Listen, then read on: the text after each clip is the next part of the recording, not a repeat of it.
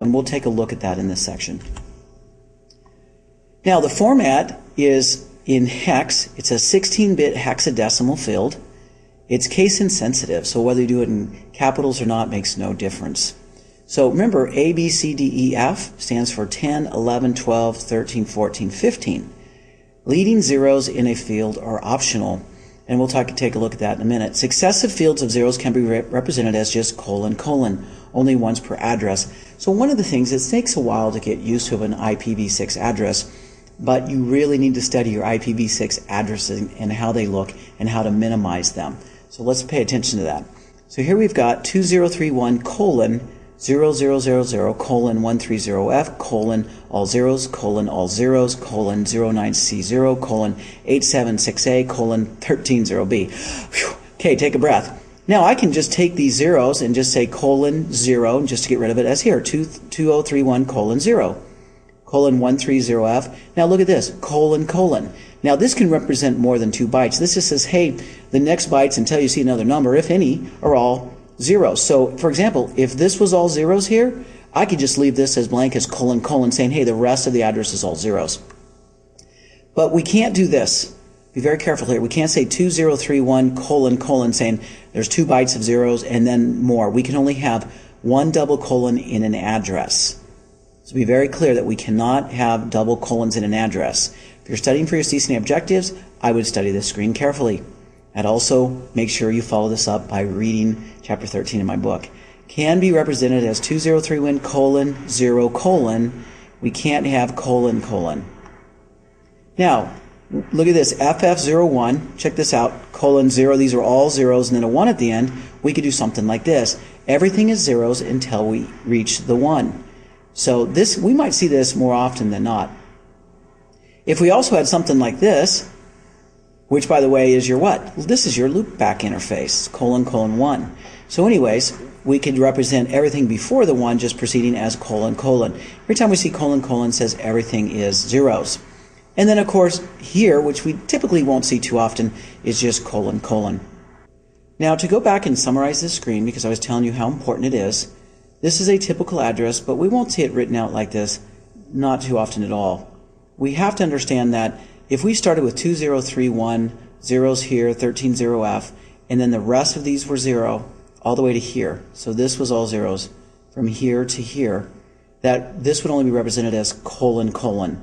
And we would, and the router or host would know that, oh, okay, these were all zeros, and then we add 130B at the end, it would take this whole thing and say, oh, we have all these are zeros. It would understand that. So this can be represented as colon 0, and then colon 130F, colon colon, saying we have zeros until this starts up again, and then these are the rest of the numbers. If we did colon colon, we had only 130B, it would know that all these were zeros as well. Just remember, we can't have 2 sets of double zeros in any address. If we have something like this, now as we notice, these are all zeros. We do FF01 colon colon, and then put the 1 at the end. So why write this whole thing out when we can do this? And this is our loopback address, the representative 127.0.0.1 for IP version 4. We would just colon colon 1 because it's all zeros with a 1. And if we just have all zeros, it's colon colon. Let's talk about the different address types. I mentioned unicast and multicast before, and we should know what those are, and we'll go over them again. There's one more, new one. It's called anycast. But we're not going to use broadcasts. A unicast is an address for a single interface. And remember, IPv6 is known by its interfaces because you can have multiple interfaces on the same host. IPv6 has several types. Global, meaning it's an address, a unicast to get to the internet, for example. Reserved. Link local, mean you're only on your local network. Site local means you're only in your corporation. So a lot of these will show up underneath if you do an IP config. You'll see all of these addresses represented. Even though you really have one IPv6 address you want to use to get to the internet, that's going to be your global address. Multicast is one-to-many, just like it was in IP version 4.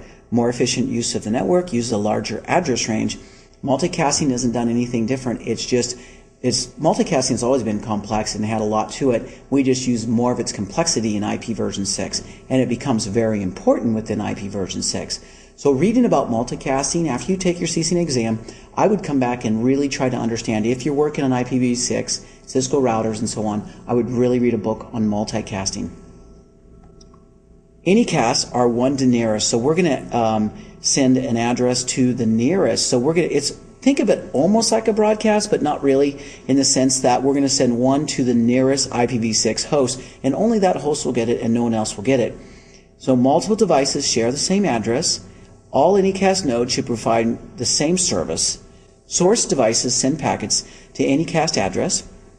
Routers decide on closest device to reach that destination, and there is some link local protocols that are used from the router to decide what can be used and how we find our neighbors. So we'll take a look at those later. Suitable for load balancing and content delivery services. So basically, if we're going to talk to a server that might have multiple NIC cards, we're going to say one to an Anycast, one to nearest interface, and we can send one after another.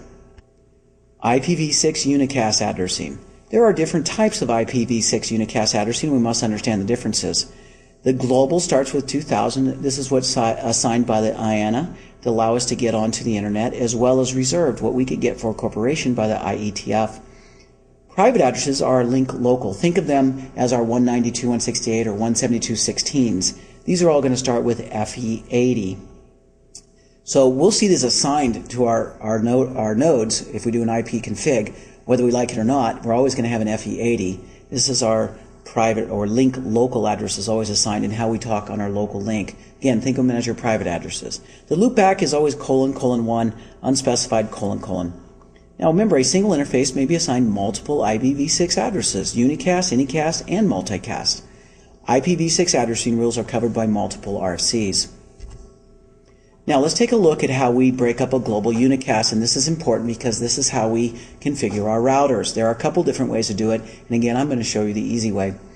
First off, we're going to get up to here, what we're going to call the site prefix. This is what we get from the IANA. We're going to get this, and then we're going to use this field here up to 64/64, so half of the address space will be reserved from ISP prefix, and then they give us our site prefix. They're going to know if this is what we're routing to them, it's from us. And then this will be what we're going to use for subnetting within our corporation. And we use very simple subnetting techniques, so it's not as hard where you have to think about block sizes or anything like that. So IPv6 has the same address format for global unicast and for Anycast addresses. We use a global routing prefix, a structure that enables aggregation upward eventually to the ISP. So this is assuming we want to run IPv6 to our ISP. A single interface may be assigned multiple addresses of any type.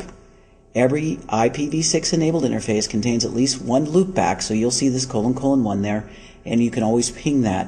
So even if you go into your Vista box or Server 2008 and you say, I want to disable IPv6 because it's from the devil, or whatever your reason is to disable it, you will always still be able to ping your loopback interface. Let me talk about this for a minute. Talking to Microsoft developers, IP version 6 stack is very important in Vista and Server 2008. If you're running a Vista and Server 2008 networks, which probably most of us will be, you're going to have a very efficient network. Running IPv6 makes it even more efficient. Remember, if data comes down from the application layer to the transport, to get a full transport-to-transport, big MTU, large data stream through the physical layer back up through the transport, running IPv6 will make it run more efficiently. The reason this is not because of the address space or the headers or anything like that.